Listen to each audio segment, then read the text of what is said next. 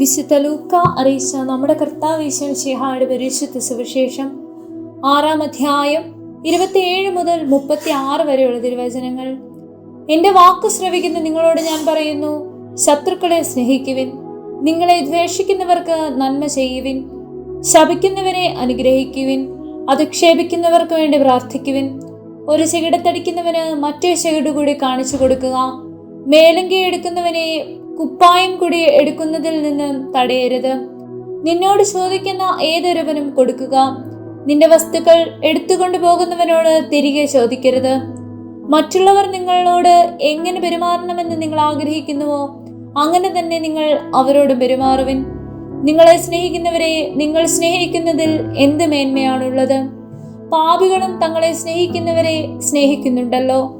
നിങ്ങൾക്ക് നന്മ ചെയ്യുന്നവർക്ക് നിങ്ങൾ നന്മ ചെയ്യുന്നതിൽ എന്ത് മേന്മയാണുള്ളത്? പാപികളും അങ്ങനെ ചെയ്യുന്നുണ്ടല്ലോ. തിരിച്ചു കിട്ടുമെന്ന് പ്രതീക്ഷിച്ച് വായ്പ കൊടുക്കുന്നതിൽ എന്ത് മേന്മയാണുള്ളത്? കൊടുത്തിടത്തോളം തിരിച്ചു കിട്ടുമെന്ന പ്രതീക്ഷയിൽ പാപികളും പാപികൾക്ക് വായ്പ കൊടുക്കുന്നില്ലേ? എന്നാൽ നിങ്ങൾ ശത്രുക്കളെ സ്നേഹിക്കുവിൻ. തിരിച്ചു കിട്ടും എന്ന് പ്രതീക്ഷിക്കാതെ മറ്റുള്ളവർക്ക് നന്മ ചെയ്യുകയും വായ്പ കൊടുക്കുകയും ചെയ്യുവിൻ. അപ്പോൾ നിങ്ങളുടെ പ്രതിഫലം വലുതായിരിക്കും.